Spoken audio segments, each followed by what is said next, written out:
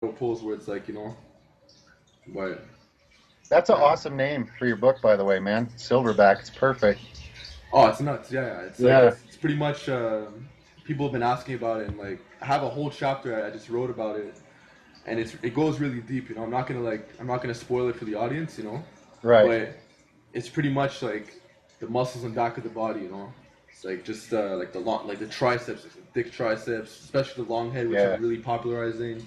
Upper back, lats, just the traps, the thick glutes, and like eventually these muscles get so big that you start seeing them from the front, And I tell people this all the time. It's like that's when you know you're big. If you could see your lats from the front, If you could see your Yeah. triceps from the front, if you could see your traps from the front, your glutes, maybe you're not going to see them from the front, but like that's when you know you're really 3D. A lot of people they have big lats, but it's like you look at them from the front, you can't really see them.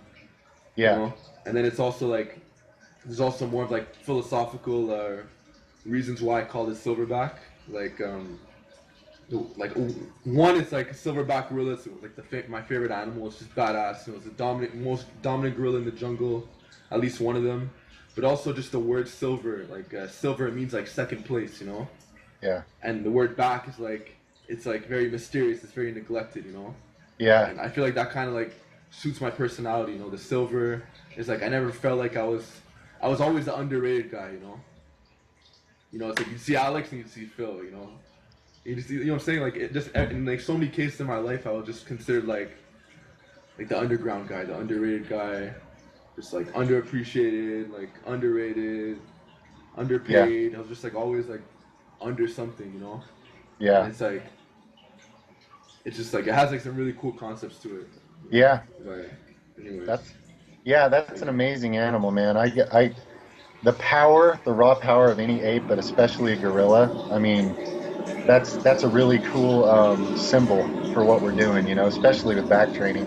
So, yeah, and like yeah. eventually when you develop like these muscles, like you get like some really thick triceps. You get like a huge upper back, and like it just changes the way it just changes your clothes, man. Like you start wearing your clothes and it just like it fits differently, and Yeah. like it was like really Alex who brought this to my attention. But like when you develop like your upper back, you develop like your like some thick triceps, and like you have like some thick hamstrings, thick glutes. You know, it changes the way that you walk.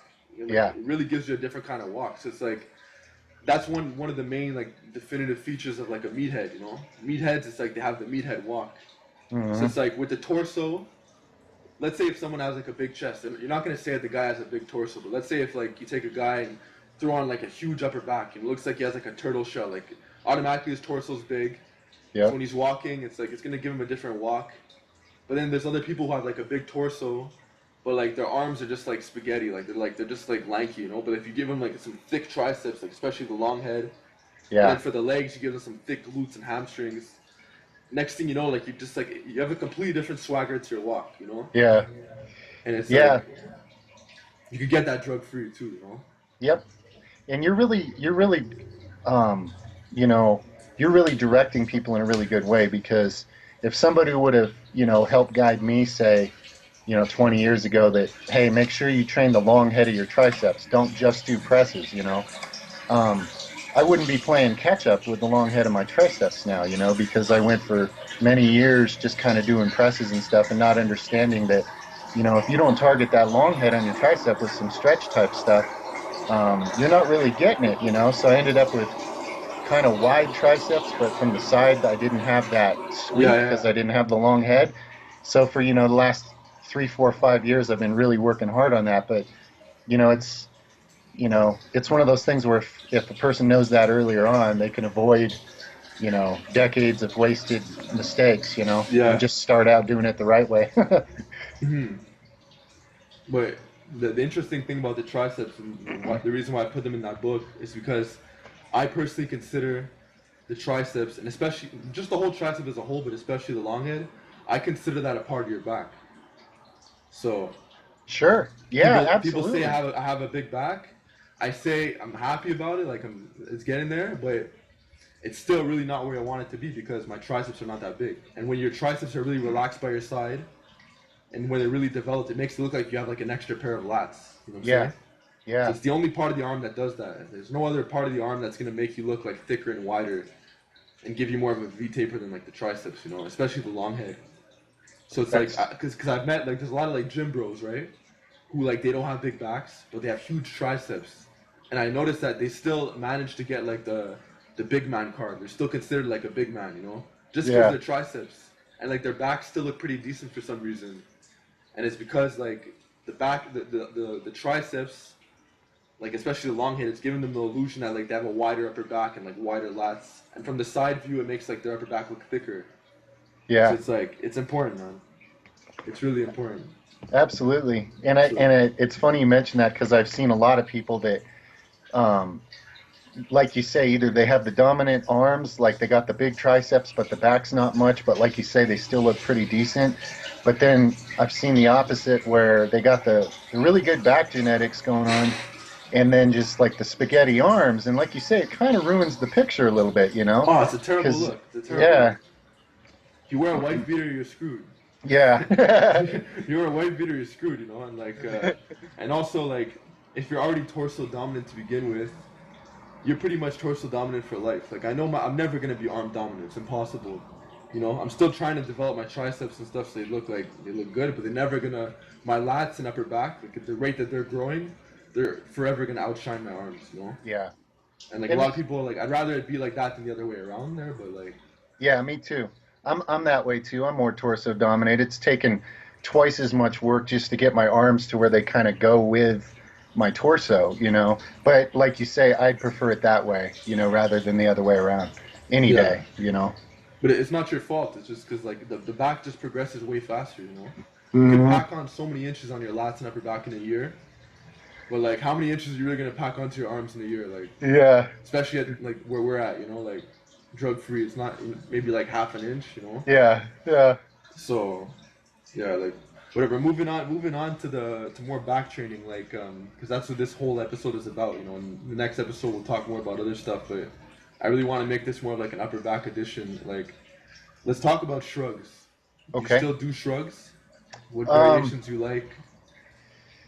you know, I haven't done any upright, straight up shrugs in, oh, I don't know, like a year because I'm getting in enough rack pulls often enough that the top of my traps are just getting annihilated with that. So the closest thing I do to a shrug would be the nether rows that are, you know, I kind of do them at different angles, and some of them I'm, you know, pretty close to upright, about like this. So that's about the closest thing I'm doing to a shrug.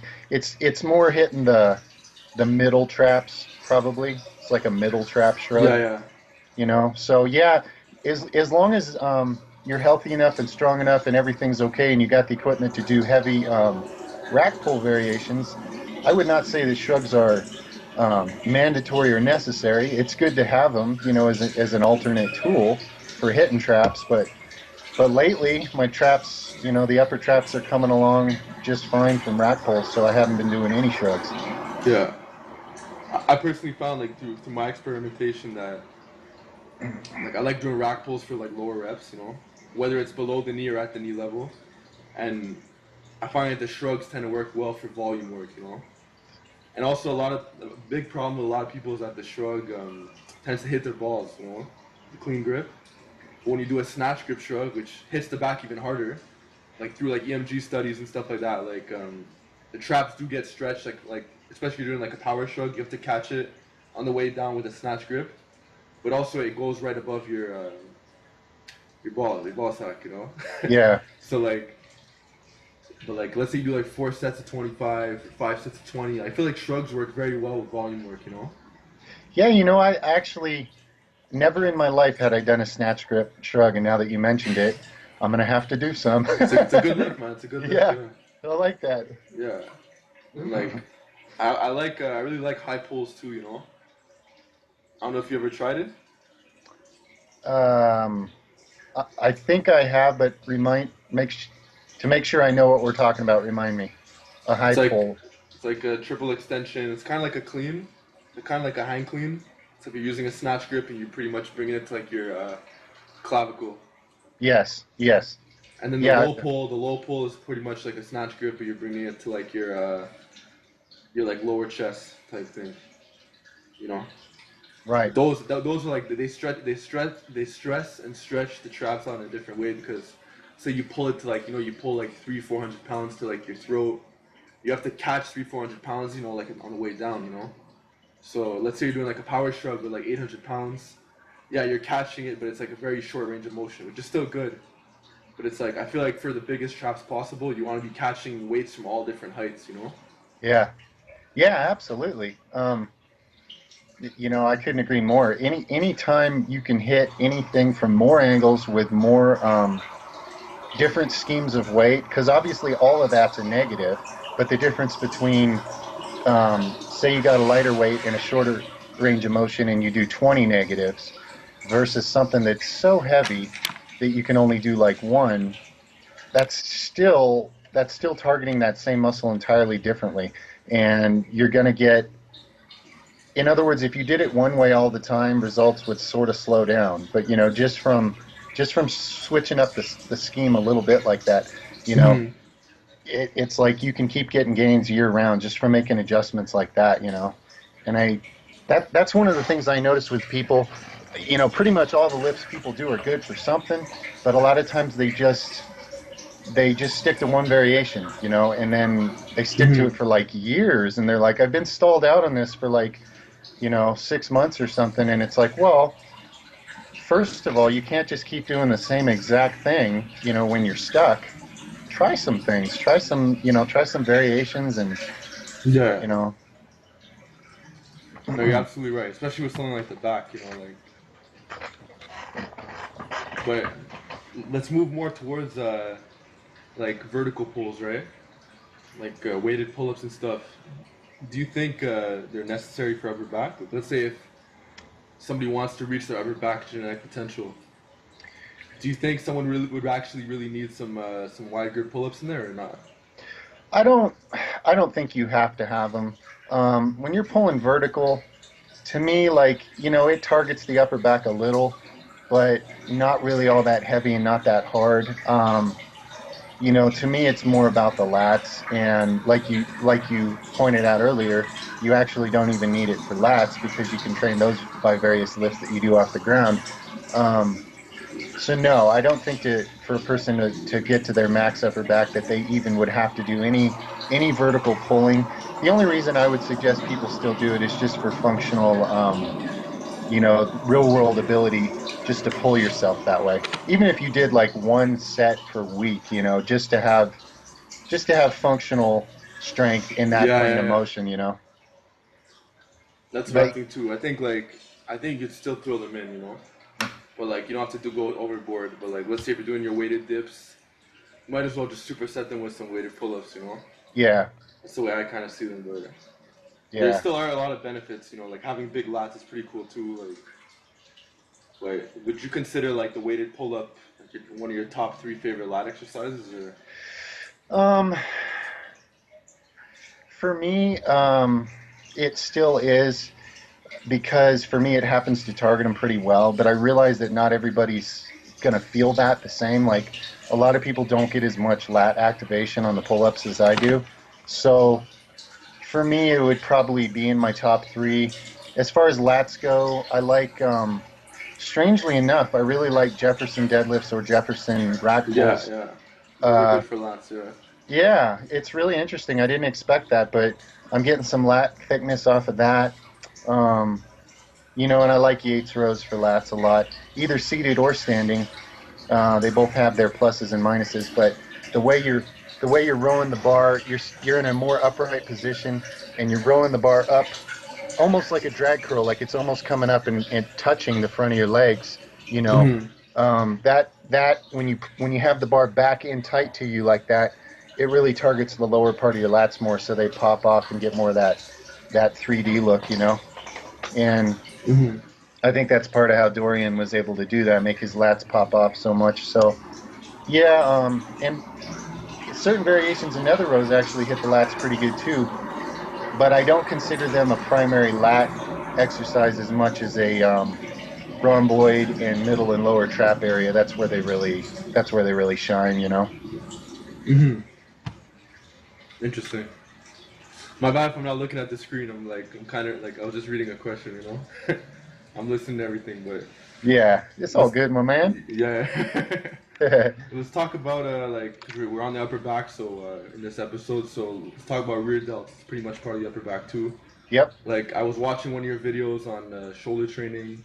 I watched a lot of your videos, especially the ones that are like related to back, and I noticed that for rear delts, you're talking about how like heavy negatives, just heavy weights, just heavy dumbbells. And I've been making videos on like the rear delt swing, popularized by John Meadows. It's pretty Mm-hmm. much you lie down on an incline bench, like a partial rear delt swing, and like you're pretty much doing what you said in that video where you're not slamming the weights and you're trying to control the eccentric with some heavy weights. Yeah. So it's like, what's your take on rear delt training like as of now? Well, for me, now I acknowledge that not everybody out there has the exact same muscle fiber types and all their different muscle groups. So I can only speak about what's worked best for me. But out of the three heads of my delts, most people would say that my rear delts are my best, and they've had the least isolation work. It's basically come from things like the heavy negative pull-ups and the heavy Yates rows, like I did on a Yeah, video a couple days ago. It's really the stuff like that where I'm using some heavy weight and they're helping my back pull. But then again, my bone structure is one thing. I realize there's people that are going to need to isolate them more in order to target them properly. Um, so that video I made, and I have for the rear delta exercise, I probably did get the idea from you, honestly, because I watch you and Alex, and really you guys are the ones that I'm watching your videos, not really anybody else's. So I was thinking, I don't usually isolate rear delts myself, but these guys are asking me for a shoulder workout specifically, so let me put together a good shoulder workout for them. So that was what I picked for the rear delts because I knew it was all about the overload on the negative, and from what I've experienced, that's brought about the best results for rear delts. yeah, yeah, yeah. Rear delts is like, as far as shoulders are concerned, it's hands down the most important for giving it that broadness and that size, and like it really pushes the side delt out. Yeah. But I feel like rear delts are really a muscle I've been playing around with for like years and years and years, and like you obviously need like your compounds. I find like the snatch grip lifts hit the rear delts pretty hard, but I feel like to reach that potential, people really need some direct work. And as far as direct work is concerned, I feel like nothing's worked better than heavy rear delt swings, like all the variations, and like face pulls, band face pulls. But like reverse pec deck, like I was never really a big fan of it. Like there's certain rear delt lifts where it's like, it just didn't really click with me. Yeah. But I feel like you could go really heavy on rear delt swings. Yeah. And you could really like cheat up that. It's like a cheat, but it's strict. 'Cause, it's chest supported, Mhm. and you get that negative in. And also, what I've noticed too is one of my latest discoveries is that the rear delts really respond well to high reps. Like I always knew they responded to high reps, but now it's like I'm starting to do my swings for like sets of 50. Wow. Like 5 sets of 50. Like get that 250 total. You know, Even That- once I got like a 500 total, like just like doing like 30, 40 pound dumbbells, sets of 100. You Wow. know, but it's like I feel like they really respond, and that's not really necessary. But I was just experimenting, in the lab, Sure. whatever, and I feel like they really do respond to high reps. When you're doing that, those high rep rear delt swings like that, are you feeling any activation in any of your upper back muscles in the same area?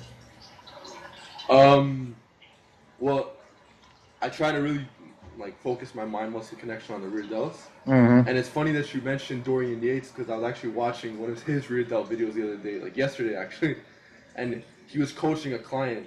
I think it was like Chris Gethin or something on rear delt training, and he was saying how when people are doing their rear delt flies, they're your arms are out by your side. Mm-hmm. When people want to make the lift easier, they basically put their arms closer to like their hips, so it's like their lats are doing more of the work. Okay. So that's what I'm noticing too. It's like I notice as I get more into the higher reps and as it gets harder, my arms tend to get closer to like my lats. So what I've noticed, like my latest discovery, is that now when I do my rear delt swings, I'll put my arms a bit more forward. So that way when they start to go a bit more back, they're still in the right place. Okay. Yeah. But that's like a big mistake people make with rear delt training. Like their lats are doing way too much of the work, and they're using way too like they're using low reps. Like I had a guy, he messaged me and he's like doing the rear delt. He's like, I like the rear delt swing. He's doing like sets of like 5 to 10, like really heavy, and I'm like, that's not really like, it's not optimal, man. Yeah. Well, I'm gonna have to try that now in some of my workouts because, um, you know, I understand the idea now.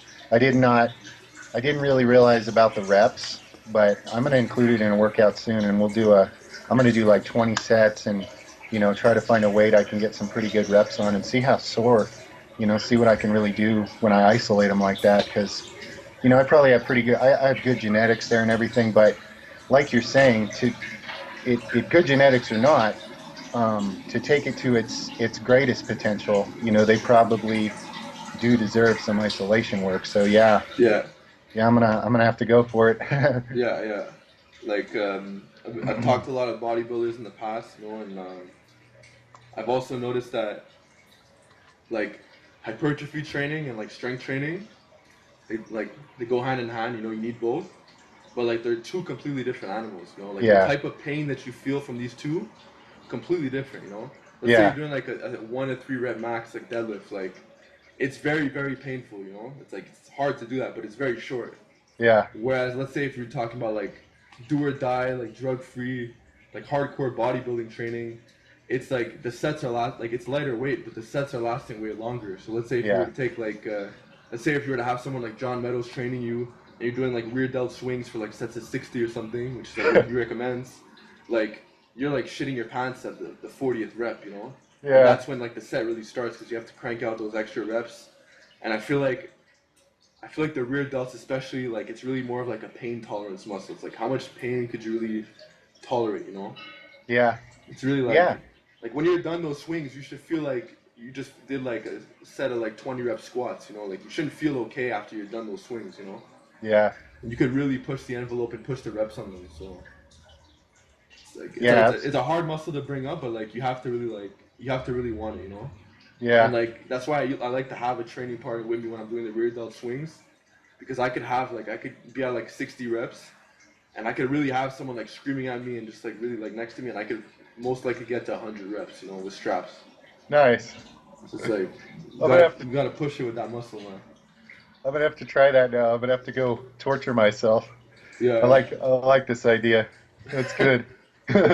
yeah. I pick up just as much stuff from you too. Well, I Like, appreciate it, man. It's really cool that we can all watch each other's stuff and be like, oh yeah, and let me try that like variation. Let me tweak it like this, and let me throw in that exercise that like you just made me totally respect that I haven't even been thinking about for ever. And it's like, yeah, and I'll get some gains from that. I'll get some rear delt gains from what we just talked about. The snatch grip stuff you got me doing. It's like I haven't thought about that in so long, and I never experimented with enough. But you got me going on it. So there's more gains in my future just because of that. Just because of you know, getting me using some different tools, adding in some new stimulus. of course, That's of really course. cool. That's why I think that there's no like genetic potential for drug free lifters because it's like you just learn more and more. Yeah, I Like, agree too. I let's say you've been training for 10 years and then like you go like see like a powerlifting coach, like an elite guy. You've been training 10 years and you go see like Pete Rubish. You have like he consults you and he tweaks up your deadlift form. He adds like 5 new tweaks that are like really essential for your pull. Like you're far from your genetic potential because now it's like he just showed you how to like add like 50 more pounds to your pull. Yeah, Like that, and that's the thing too that I've noticed that like people like underestimate how strong they could be. Like there's so many more muscles that you can engage into certain exercise that people aren't engaging. yeah, yeah, and yeah. That's why you'll see, some really skinny guy who's like tall and skinny, doesn't look like he could deadlift a dumbbell, pull 500-600 pounds, with that body, and it's just like you're looking at that like I don't even see how you're doing it, but I just saw you do it, and he's in with it's what you can't see that's happening that's important, it's like Yeah, all the different muscles, the way they're pulling inside of him. I can't see it from the outside, but certain people, they figure that out. They get all that lined up together, and Yeah. I that's the thing I really respect about powerlifting is like, um, it's like using your brain to control every single muscle fiber in your whole body at the same time and try to get them to all work together in the most harmonious way you possibly can. That's a pretty awesome challenge. Yeah. And it's like all these very like a lot of these powerlifters, like when you're a novice, it's like you learn how to squat. Like you're a novice, like your squat form looks like shit. You need to hit proper depth. You need to like learn how to activate the right muscles. Then when you get into intermediate, it's like the technique is better, but it still needs like some work. And then when you get more into like advanced, it's like pretty much all powerlifters like their form is good when they're at the advanced level.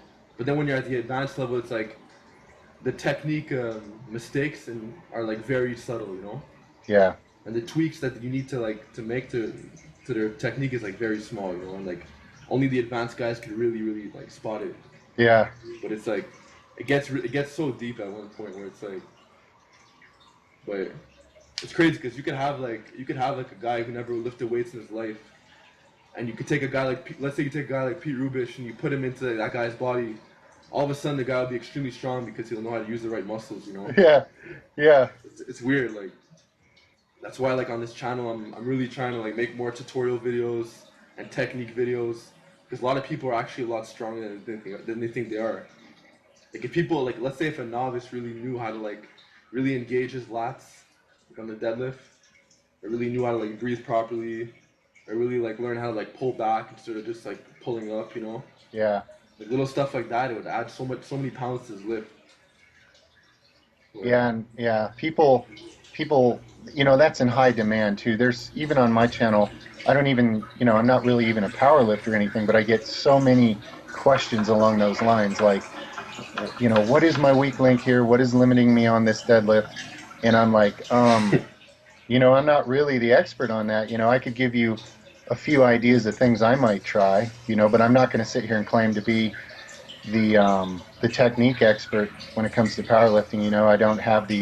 I don't have enough experience. When I set my personal best, I'm sure my form wasn't even that good. So it's like I'm probably just lucky I'm not injured from the way I did it. So so I like to point people elsewhere. I'll send them over here, send them to Alex. Sometimes I send people to Jeff Cavalier, especially when it comes to like yeah, injury rehab type questions. I'm like, guys, I'm not legally qualified to say very much, but I recommend you go check out Jeff Cavalier, maybe look through some of his videos.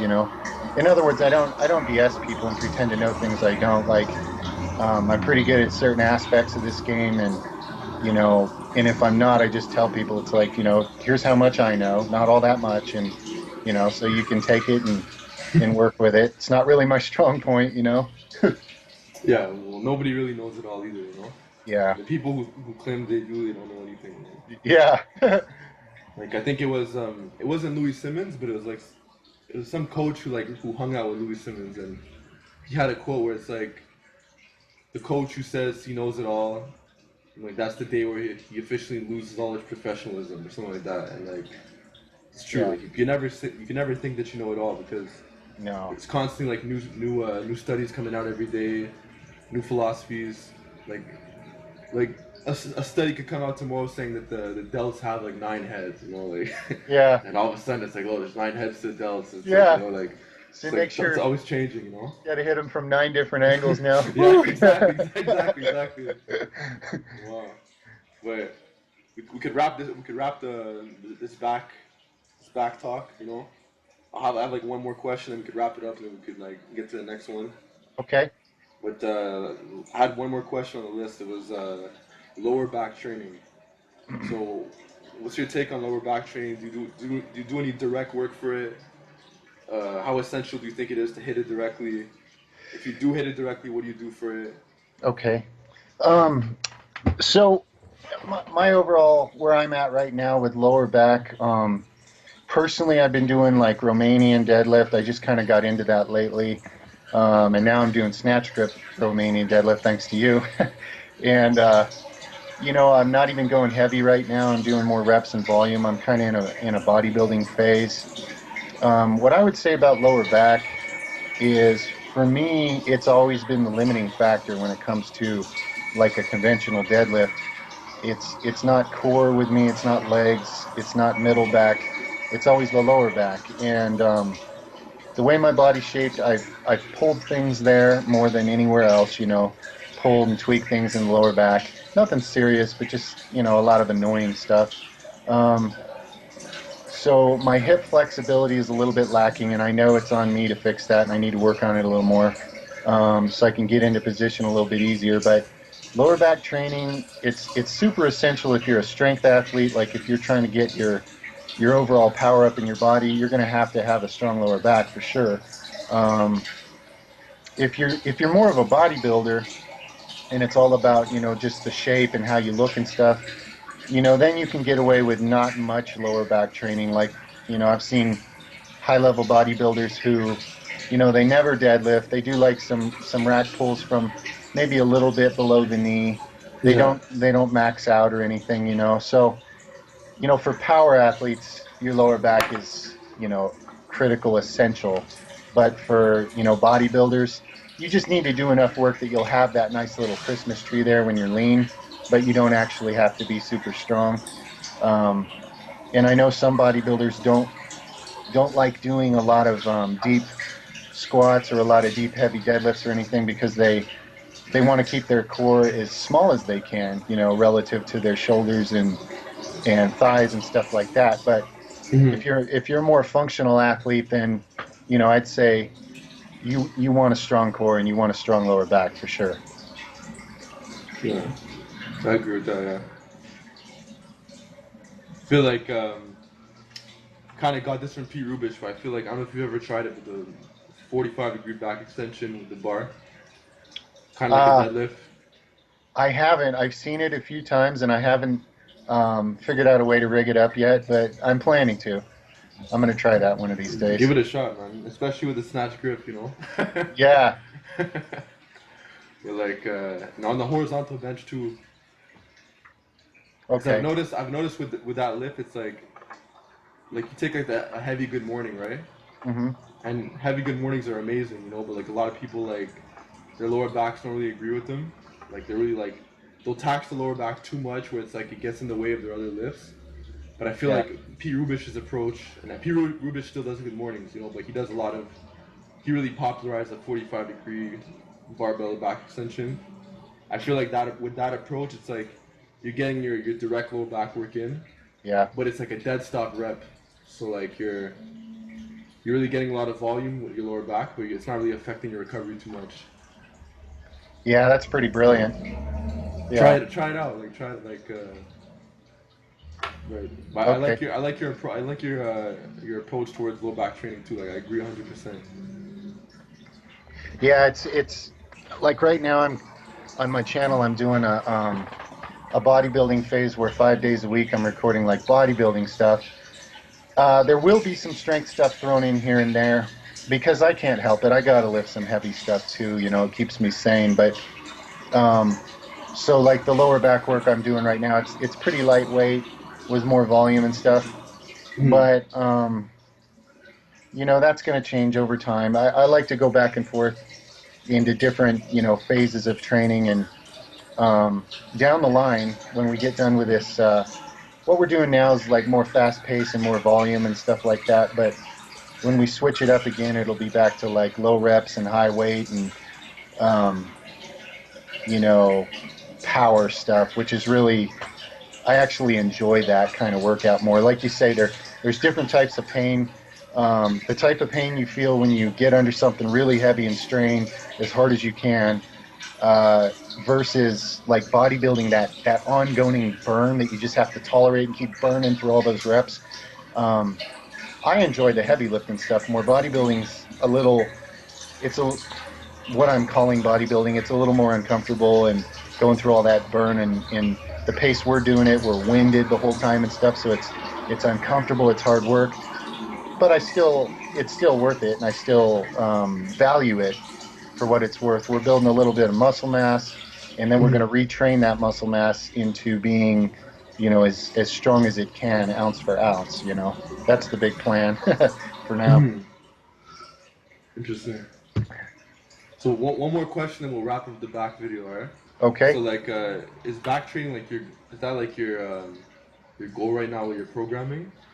And also speaking of your programming, what's your program looking like? Are you doing more of like Eric Bugenhagen Bulgarian light? Because I see you're pretty much training every single day, if not like twice or 3 times a day.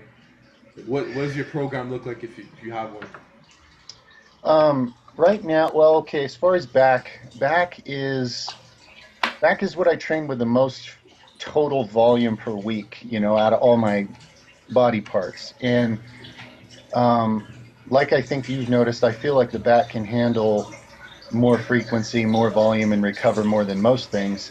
And I just have a passion for back training, so it's probably the thing that I just tend to put the most emphasis on. But that being said, the the program, if you want to call it that, like what I'm doing right now is I'm recording all these bodybuilding workouts, and I'm planning to do. It's a loose plan that I might do this for like 9 months, and then that'll be like a library of bodybuilding workouts for people.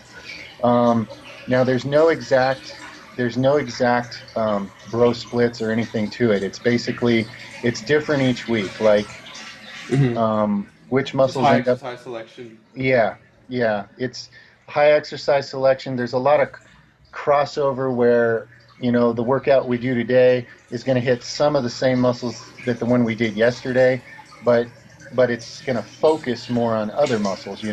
So each week we're moving through the body in a different order with different exercise selection, and we're just kind of shocking everything.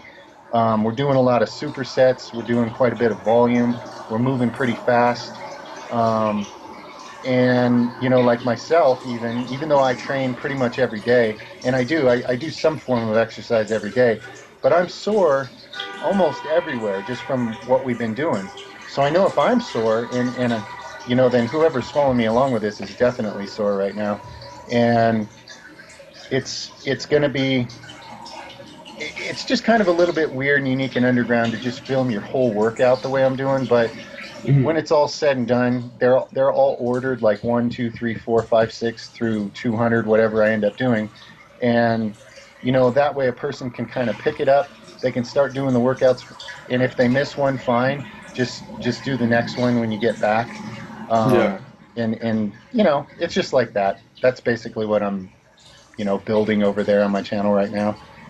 For people that I tried to assess out of the subscribers I have so far what categories of interest they fall into, and it seemed like right now the majority of them that were more talking to me, more vocal about it, seem to be mostly interested in the bodybuilding type aspects. So I said, okay, let's do a bodybuilding phase, and then when we're done with that, we'll shift into like power phase. And if you guys hang with me long enough, you'll kind of see how these two things serve each other. They. Of course.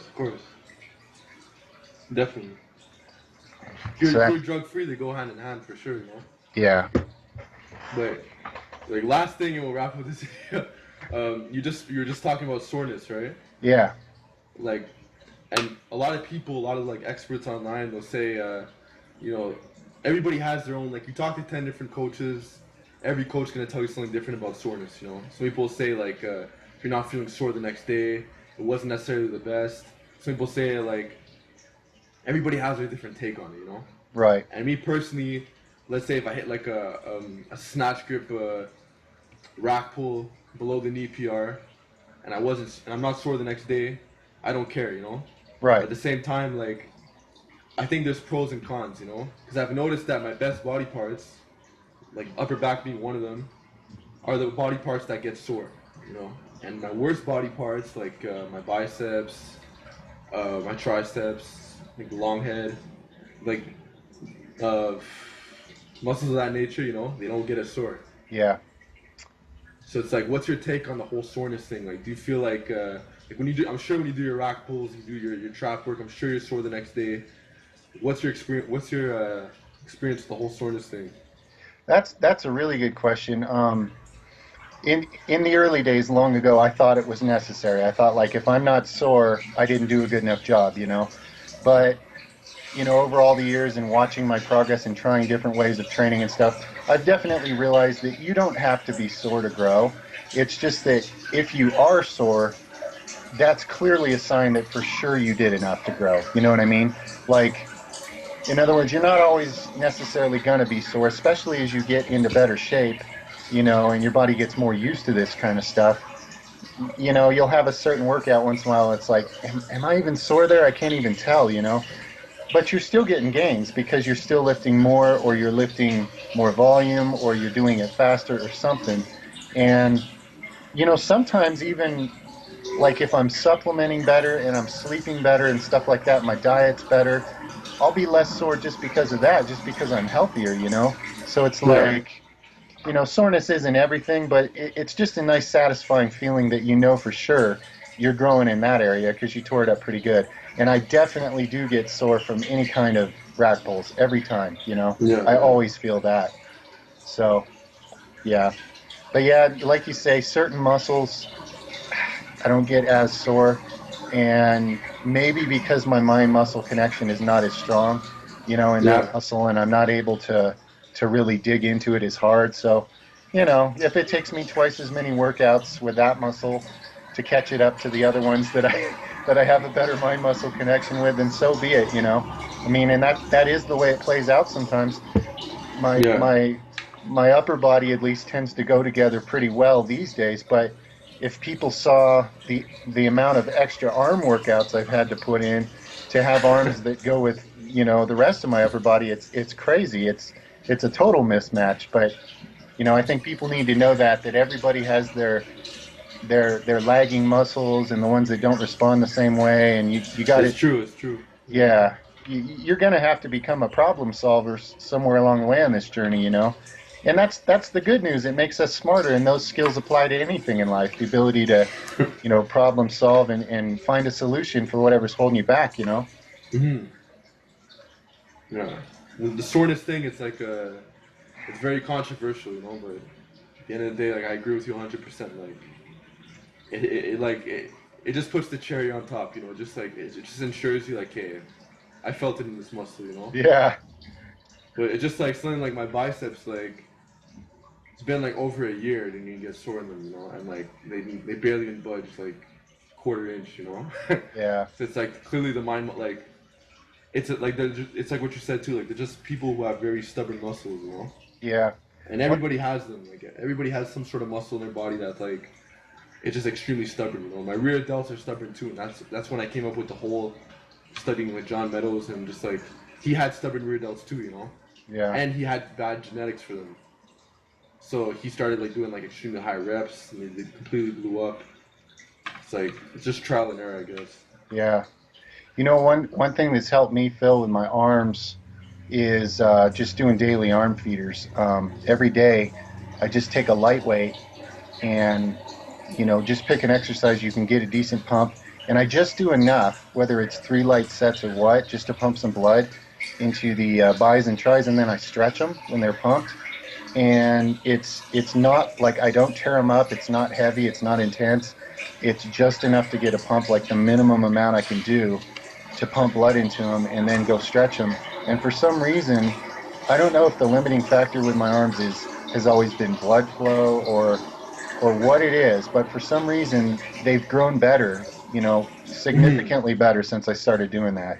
And I don't know if it would work for just anybody, or if it happens to be that my arms just really needed that or something. I don't know, but it's I recommend it to people sometimes that their arms are lagging. I say, well, you can at least try it for a couple months, because it definitely helped me.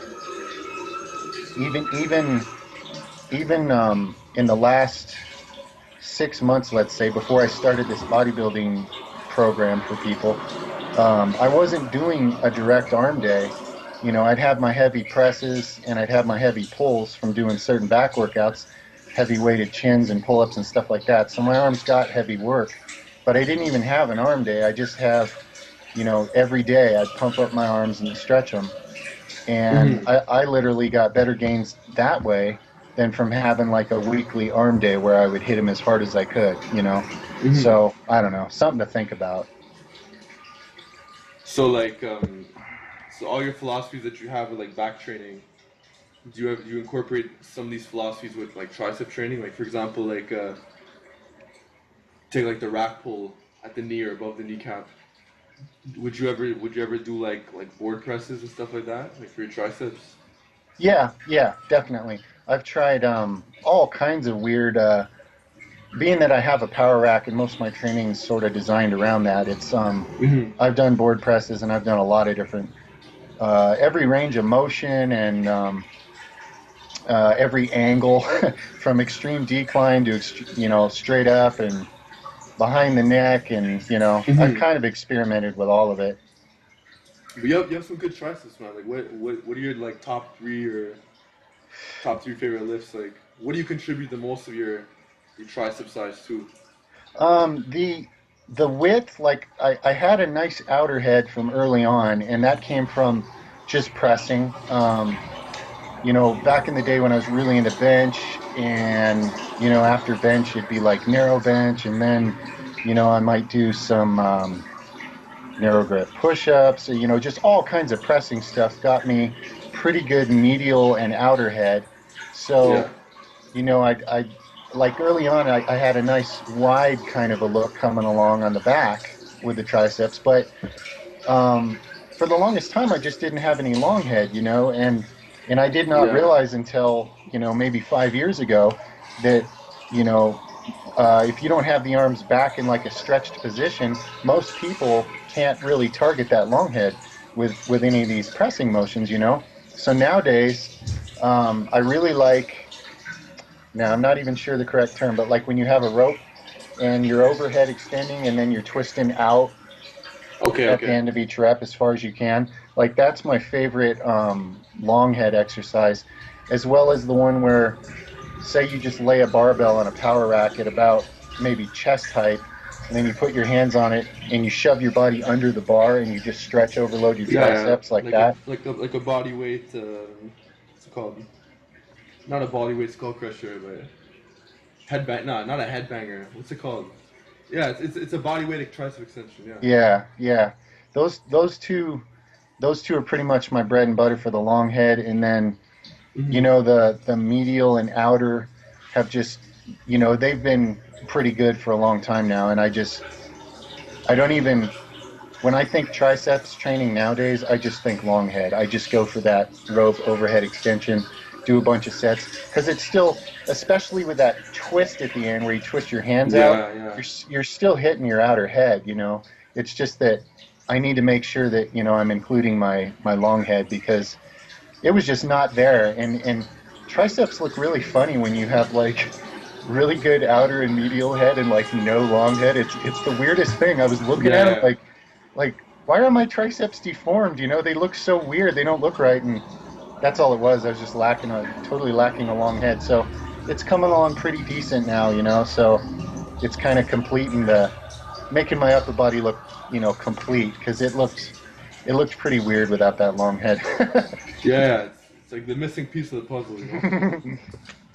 It's Yeah, like especially when you can see like the triceps from the front.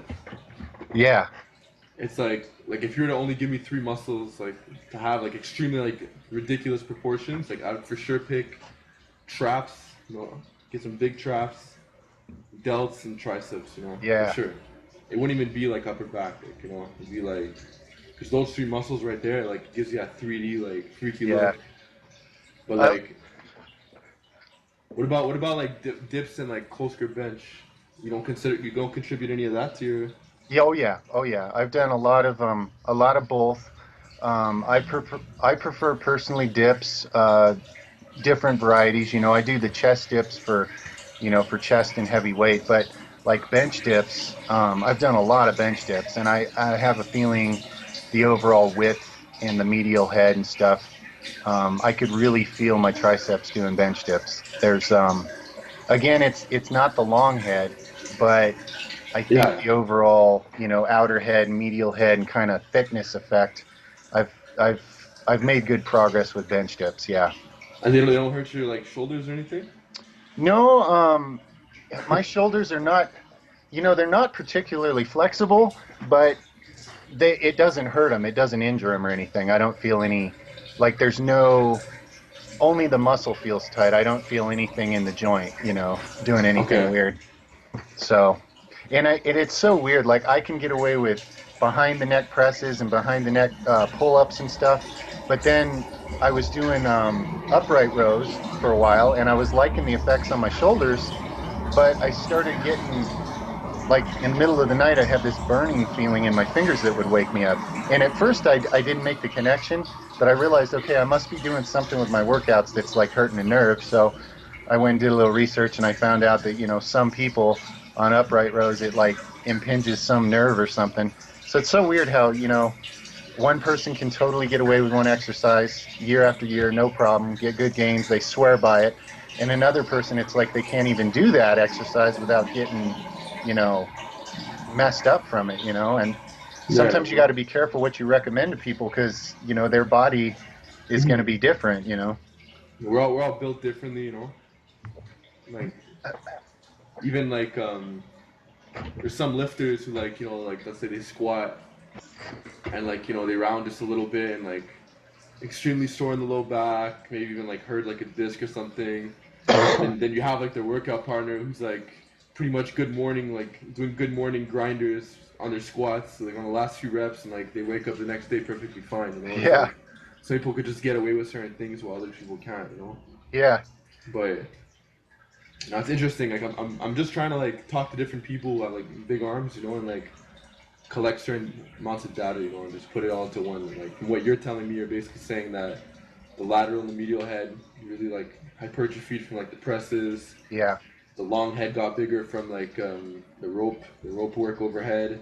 yep, Yeah, and like in the body weight skull crusher, whatever you want to call it, tricep yeah, extension. yeah. And I focus with the long head, um, with that body weight one pushing into the bar. You can use it like a negative because you're pushing your body against the bar that's not moving. So I'll just like resist it with my triceps as I'm pushing myself under there, and I'll really stretch that long head under Mm-hmm. resistance while I'm fighting it, on every rep. That seems to help too with the long head.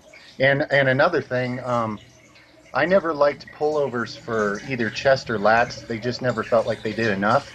But if you tweak a heavy dumbbell pullover a little bit, I actually found it, you can kind of use it as a really good long head Oh, tricep of course. exercise. That's where the PJR pullover from Paul Carter. Yeah, Okay.